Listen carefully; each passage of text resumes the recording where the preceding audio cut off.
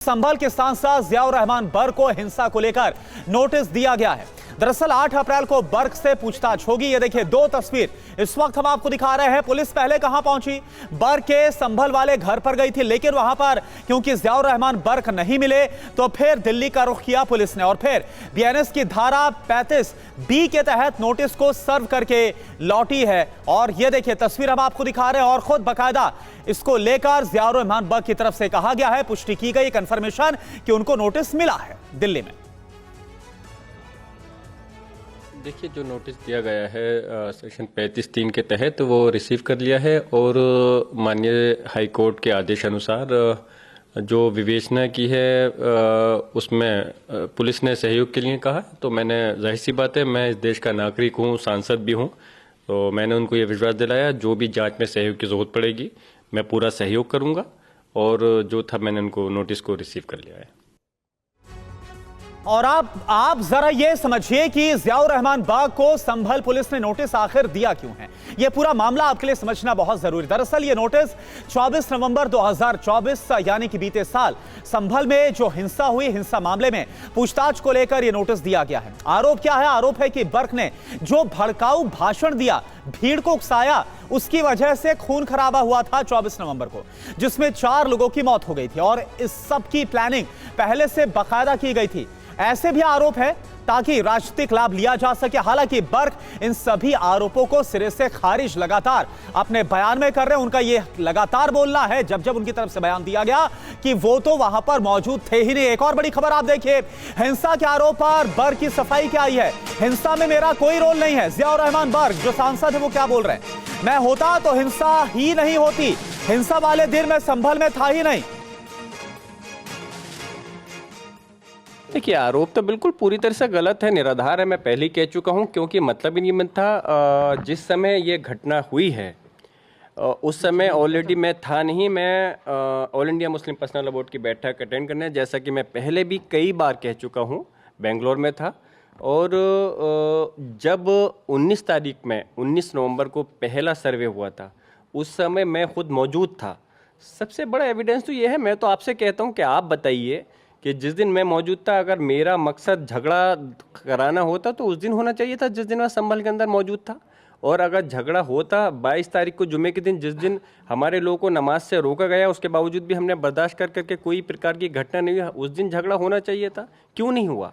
जिस दिन मैं वहाँ से बाहर हूँ माहौल ख़राब हुआ। बल्कि मैं तो ये कहता हूँ पूरी गारंटी जिम्मेदारी के साथ, अगर मैं 24 तारीख में संभल में होता तो ये घटना नहीं घटती। और आप ये देखिए कैसे जियाउर रहमान बर्क सिर्फ हिंसा के मामले में ही नहीं फंसे हैं, बल्कि बिजली चोरी के आरोप और अवैध निर्माण के मामलों में भी वो फंसे हुए हैं। ऐसे में बर्क का आसानी के साथ इन विवादों से बाहर निकल पाना बहुत मुश्किल नजर आ रहा है। मुश्किलें और ज्यादा बढ़ती नजर आ रही है। पुलिस प्रशासन हर मामले की गहराई के साथ तफ्तीश में जुटा हुआ है ताकि सच की तह तक पहुंचा जा सके। ये 3 तस्वीरें इस वक्त आपको दिखा रहे हैं। हिंसा में आरोपी जियाउर रहमान बर्क, इसके अलावा बिजली चोरी का जो आरोप लगा था, मीटर के साथ छेड़खानी का आरोप लगा था, वो तस्वीरें भी हम आपको दिखा रहे हैं। और कैसे घर को लेकर भी, अवैध निर्माण पर भी तमाम जो शिकंजा है वो किया गया। अब आपको बताते हैं किस मामले में जियाउर रहमान बर्क पर क्या कुछ एक्शन हुआ। हिंसा के मामले की बात करें तो क्या कार्रवाई हुई है यह हमने आपको बता दिया, लेकिन बिजली चोरी और अवैध निर्माण मामले में क्या हुआ है यह आपके लिए जानना बहुत जरूरी है। यह आप जान लीजिए, बर्क के दीपा सराय वाले घर में मीटर में छेड़खानी का सबूत मिला था। 2 कनेक्शंस में अनियमितता मिली थी, गड़बड़ी मिली थी और उसके बाद कनेक्शन को काट दिया गया और लगभग 2 करोड़ का जुर्माना भी लगाया गया। इसके अलावा अभी 2 दिन पहले ही तो ये देखिए मीटर में जो छेड़खानी की गई वो हमने आपको बताया। और अवैध निर्माण जो दीपा सराय वाला घर है उसको लेकर क्या है, UP regulation of building operation act 1958 का उल्लंघन किया गया।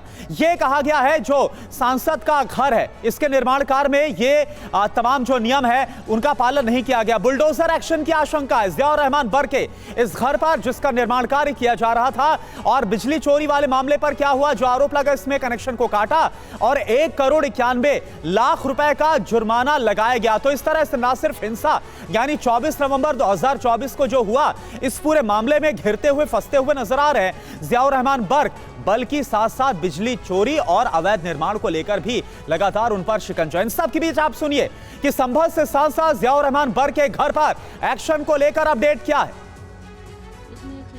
बनाई गई थी क्योंकि उनके द्वारा 2 बिंदु उठाए गए थे। एक तो ये था कि यह हमारे नाम पर नहीं है मकान, दूसरा बिंदु ये था कि ये नव निर्माण नहीं है।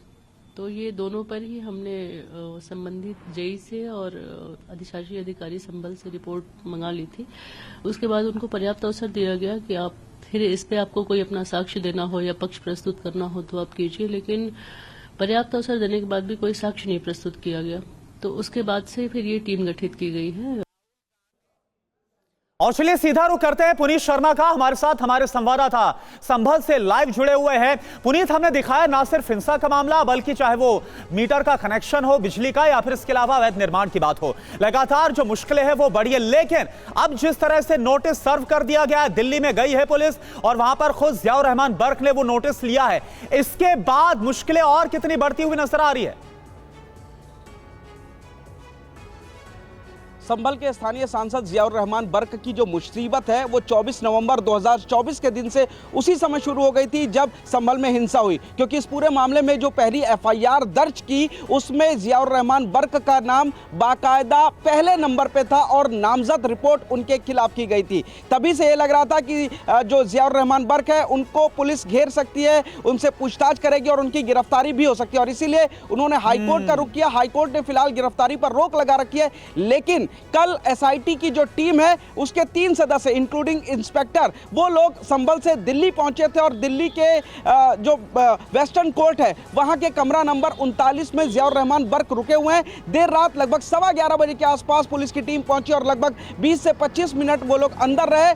बातचीत हुई बर्क से पुलिस की और उसके बाद उनको बीएनएस की धारा 39B के तहत नोटिस थमाया गया और 8 अप्रैल को पुलिस पूछताछ में शामिल होने के लिए कहा गया है। हालांकि बर्क कह रहे हैं कि वो बेगुनाह है और कानून का पूरा सम्मान कर रहे हैं और वो जो जांच है उसमें सहयोग भी जरूर करेंगे, लेकिन सवाल यही उठता है कि आखिर पुलिस के पास ऐसे कौन से खास बिल्कुल हमने सुना पुनीत, जो कि जियाउर रहमान बर्क की तरफ से कहा गया कि देखिए मैं सांसद हूं, जिम्मेदार नागरिक हूं और मैं पूरा सहयोग करूंगा इस पूछताछ में जो कि 8 अप्रैल को बुलाया गया है। बहुत बहुत शुक्रिया आपका इस पूरी जानकारी के लिए पुनीत।